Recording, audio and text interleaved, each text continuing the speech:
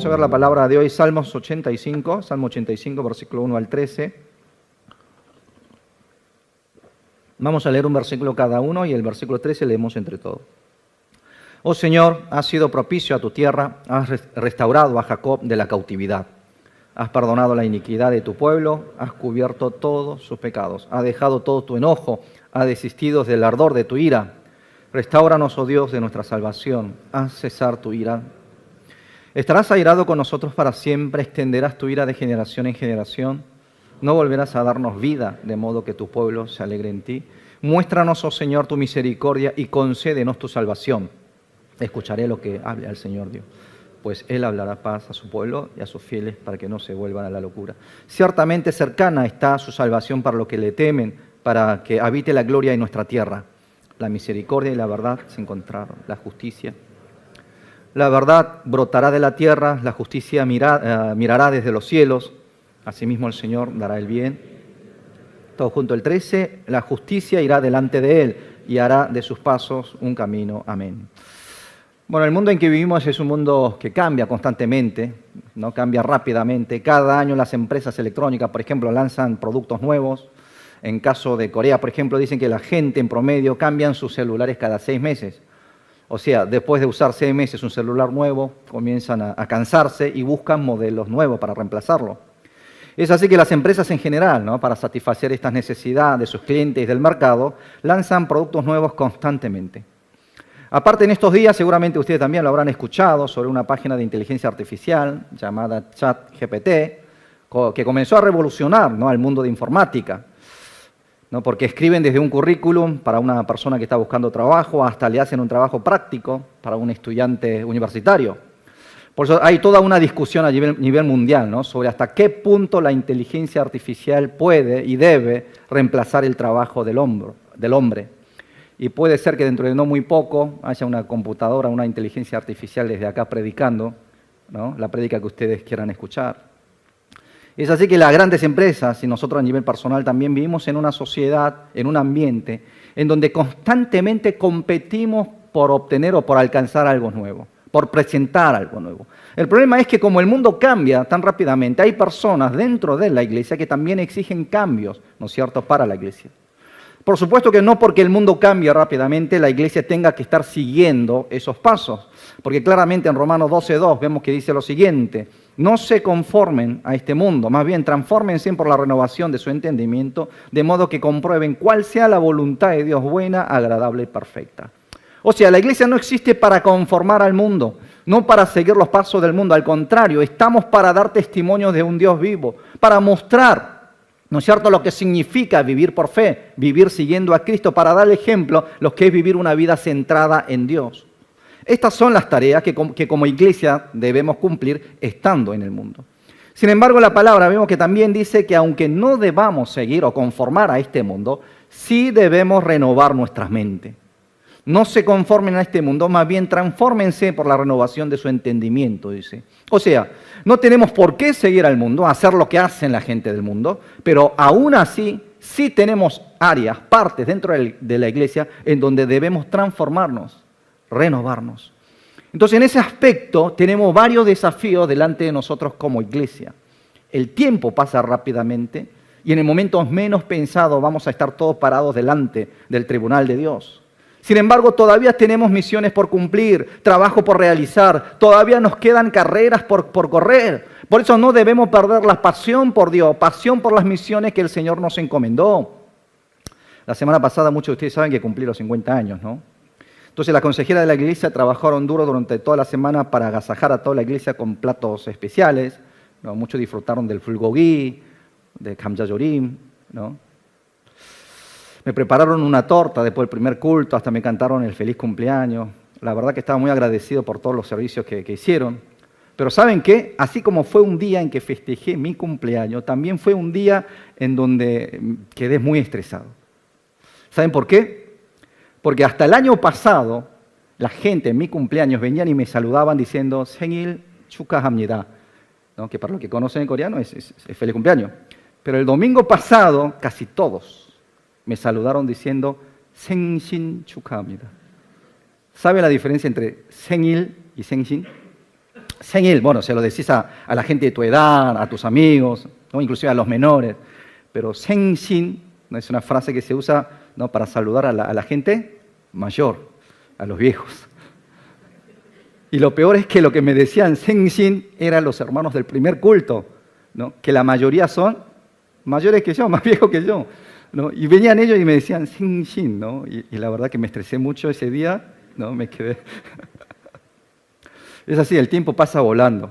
Llegué a la iglesia Betel cuando tenía 38 años, mucho más joven.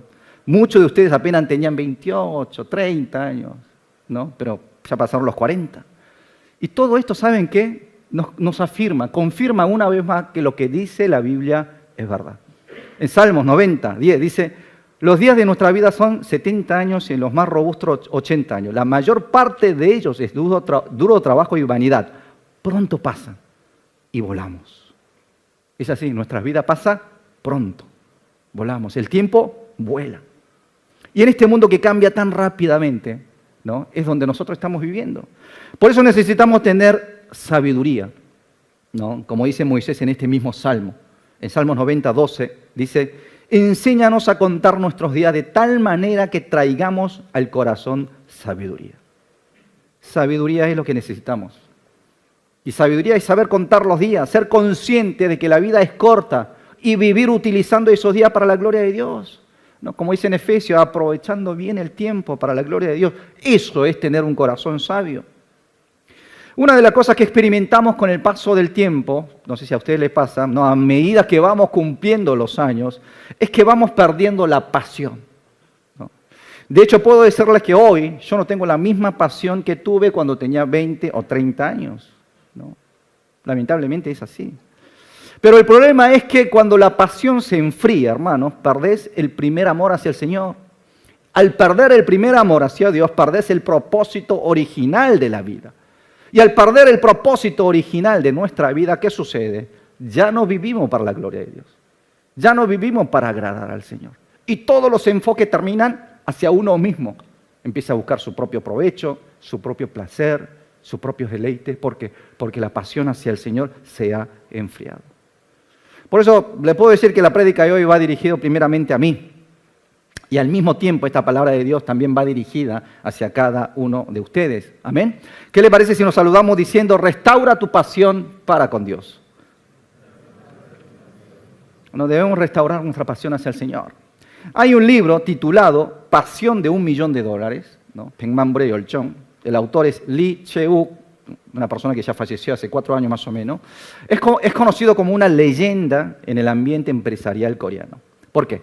Porque él comenzó siendo un simple empleado, ¿no? En Samsung, cuando era joven. Pero llegó a ser el CEO de Samsung Medical, de General Electric de Corea, ¿no? Y también ocupó el lugar de vicepresidente del grupo CJ, ¿no? Una empresa muy conocida en Corea. En este libro, él menciona el secreto de su éxito con la frase de autoliderazgo, ¿no? Y dice, sin pasión no podés liderar a nadie. Sin pasión no puedes ni siquiera liderar tu propia vida. Es así. Sin pasión uno no puede ni siquiera conducir su propia vida. Y si no podés con tu vida, menos vas a poder con la vida de otro. Menos vas a poder conducir tu familia. Menos vas a poder liderar a la comunidad que vos pertenecés. Ejerces algún tipo de influencia, ¿no? Por eso necesitamos la pasión, así de importante es la pasión. Por eso debemos recuperar la fe y la pasión hacia el Señor, recuperar la pasión hacia la misión que Dios nos encomendó.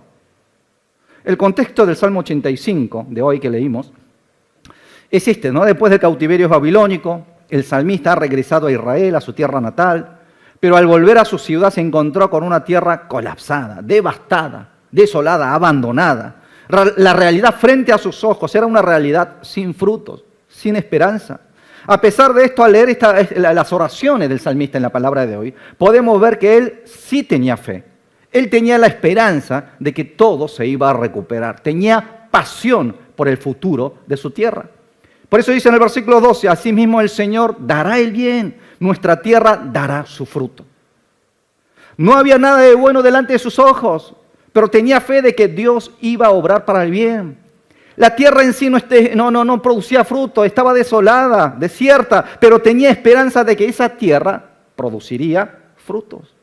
Y no solo eso, sino que en el versículo 1 confiesa diciendo, el Señor nos restauró de la cautividad. En el versículo 4 ora diciendo, Señor, restauranos, oh Dios de nuestra salvación. Y en el versículo 6 dice, volverá a darnos vida.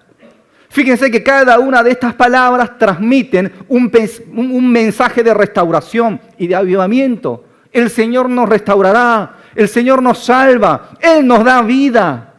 Y porque tenía fe en este Dios, a pesar de que la realidad de Israel frente a sus ojos era una realidad oscura y sin esperanza, el salmista sí podía tener la certeza y la esperanza de que Dios obraría con el bien y le entregaría frutos a su tierra.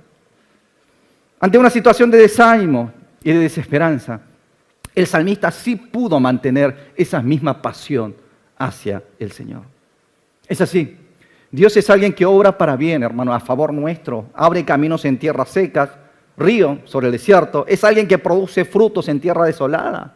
Si la pasión de ustedes hacia el Señor se ha enfriado, entonces los invito a orar, pidiendo a Dios que restaure esa pasión. Porque el Señor nos restaura, como dice la palabra, nos salva y nos da vida nuevamente. Amén. Entonces, ¿cómo podemos, frente a una realidad oscura, en vez de sucumbir o ser arrastrados justamente por esa realidad, tener una fe, seguir teniendo la pasión hacia el Señor? En primer lugar, debemos recordar las obras que Dios ha hecho en nosotros. Siempre debemos recordar ese favor que recibimos de Dios. Aunque los israelitas regresaron del cautiverio, Israel no estaba del todo recuperado. Todavía había mucho trabajo por hacer, había mucha necesidad dentro del pueblo. La vida, la tierra, ¿no?, seguía estando allí en necesidad, necesitaba ser restaurada. Y hay algo que el salmista comienza a recordar en ese momento. El versículo 1 dice, oh Señor, has sido propicio a tu tierra, ¿no? Has restaurado a Jacob de la cautividad. ¿Qué está diciendo? Fuiste bueno con nosotros y nos trajiste de la cautividad. En el año 587 a.C., Jerusalén fue destruido por Babilonia y en 3 ocasiones distintas los del pueblo de Judá fueron llevados en cautiverio hacia Babilonia. Y el gran deseo de todos los que fueron deportados, aquellos que vivían como forasteros, como prisioneros en esa tierra, el deseo de ellos era volver a Jerusalén cuanto antes, a la Tierra Santa. Entonces, Salmo 137:1, podemos observar el deseo que tenían estas personas que estaban allí en el cautiverio. Dice, junto a los ríos de Babilonia nos sentábamos y llorábamos acordándonos de Sión. Se sentaban junto a los ríos allí en Babilonia a llorar, ¿no?, a lamentar, a compartir sus deseos de volver hacia la tierra de sus padres, hacia la tierra de Jerusalén. Este era el sentir de todos los que estaban allí en el cautiverio, ¿no?, el deseo de volver a su tierra. Y el llanto y el lamento junto a los ríos terminaron convirtiéndose en oraciones que fueron elevadas hacia la presencia de Dios. Y aunque no todos hayan expresado este deseo en palabra, sabemos que Dios sí estaba escuchándolo, porque Dios escudriña nuestros corazones y nuestro pensamiento y se compadece de nosotros. Dios sabía el significado de las lágrimas de esta gente, ¿no?, esos llantos de esta persona. Por eso Pablo, hablando de Dios, dice lo siguiente, allí en Efesios 3:20, y aquel que es poderoso para hacer todas las cosas mucho más abundantemente de lo que pedimos o pensamos, según el poder que actúa en nosotros.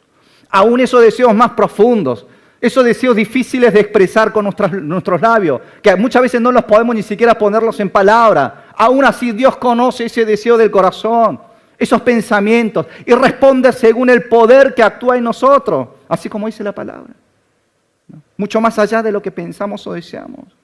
Y eso es lo que sucedió con el pueblo de Israel, porque después de estar 70 años en cautiverio, Dios comenzó a bendecir su vida, trayéndolos de regreso a Jerusalén. Esa gracia, esa bendición era la que estaba recordando este salmista. Fuiste propicio a tu tierra, oh Señor. Restauraste a Israel de la cautividad. Fuiste bueno con nosotros, nos trajiste de vuelta. Y en segundo lugar, debemos reconocer nuestros errores y arrepentirnos delante de Dios.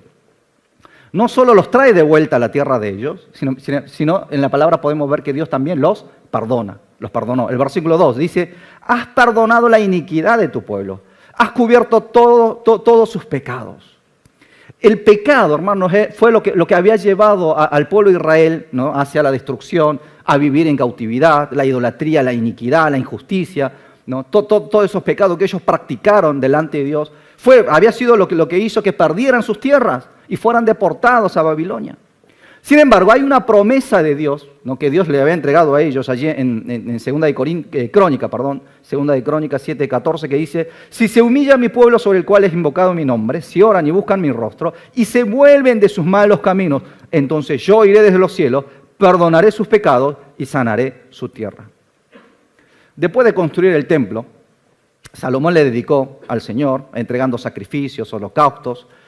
Y cuando Salomón comenzó a orar en medio de ese culto de dedicación, Dios le había justamente respondido con estas palabras a esas oraciones: si se humilla mi pueblo, se vuelven de malos caminos, entonces yo oiré, ¿no?, ese arrepentimiento y perdonaré sus pecados y sanaré su tierra.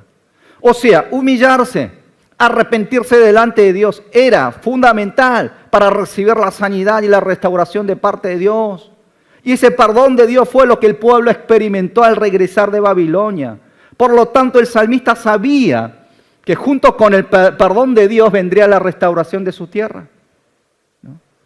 Hay una oración que hace Salomón durante la dedicación del templo, y la oración de él se encuentra allí en Segunda de Crónicas 6:36 en adelante, que dice: si pecan contra ti, pues no hay hombre que no peque, y te enoja contra ellos, y los entrega ante el enemigo, y estos los llevan como cautivos suyos a tierra lejana o cercana, si ellos vuelven en sí, en la tierra a donde hayan sido llevados cautivos, y se vuelven y te suplican en la tierra de su cautividad, diciendo: hemos pecado, hemos hecho iniquidad, hemos actuado impíamente. Si en la tierra de su cautividad, a donde los hayan llevado cautivos, ellos se vuelven a ti con todo su corazón y con toda su alma, y oran en dirección a la tierra que diste a sus padres, a la ciudad que has elegido y al templo que he edificado a tu nombre, entonces escucha desde los cielos, en lugar de tu morada, su oración y sus plegarias, y ampara su causa, perdona a tu pueblo que ha pecado contra ti. De alguna manera Salomón sabía lo que iba a pasar con su pueblo, que por causa del pecado serían destruidos y deportados, llevados en cautividad hacia otras tierras. Por eso él ora pidiendo a Dios: si por causa del pecado fueren deportados y desde el cautiverio el pueblo se arrepiente de corazón y vuelven hacia ti, entonces Dios, perdónalos, dice. Perdónalos. Y es así como Dios obró con Israel. Ellos se arrepintieron, reconocieron sus errores, sus pecados, pidieron perdón a Dios y Dios los perdonó, los libró de la cautividad, los trajo de vuelta a la tierra de sus padres, a la tierra prometida.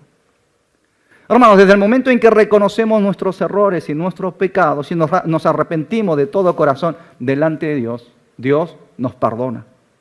Y juntamente con el perdón comienza Dios a restaurar nuestra vida. Por eso el arrepentimiento y el perdón de Dios son dos elementos fundamentales para experimentar la restauración de parte de Dios. Amén. Porque primeramente, ¿qué hace? No, el arrepentimiento y el perdón de Dios restaura nuestra relación con Dios. Y como consecuencia termina recuperando la pasión de entre nosotros. Termina recuperando nuestra vida. Como dijo Salomón, pues no hay hombre que no peque. O como dice en Romanos 3:23, por cuanto todos pecaron y están destituidos de la gloria de Dios. Esa es la realidad de todos nosotros. Entonces, hermanos, les pregunto, ¿cuándo fue la última vez que ustedes se arrepintieron delante de Dios con toda sinceridad? Con todo el corazón. Hermanos, no hay nadie que no necesite del perdón de Dios. Y el arrepentimiento es el único camino para poder recibir el perdón de Dios.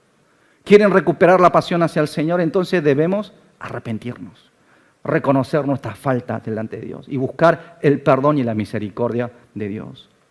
Hay una iglesia en Apocalipsis a la que Jesús reprendió por haber sido una iglesia tibia. ¿Se acuerdan? No era ni frío ni caliente. ¿Se acuerdan cómo se llamaba esa iglesia? La iglesia de la Odisea. Sobre esta iglesia tibia, dice también allá en Apocalipsis 3:17, ya que tú dices, soy rico, me he enriquecido, no tengo ninguna necesidad, y no sabe que tú eres desgraciado, miserable, pobre, ciego y desnudo. Palabra de Jesús.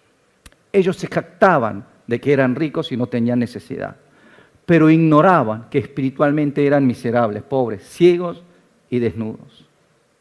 Esa era la realidad espiritual de ellos. Una iglesia tibia, una iglesia sin pasión una iglesia pecadora delante de Dios.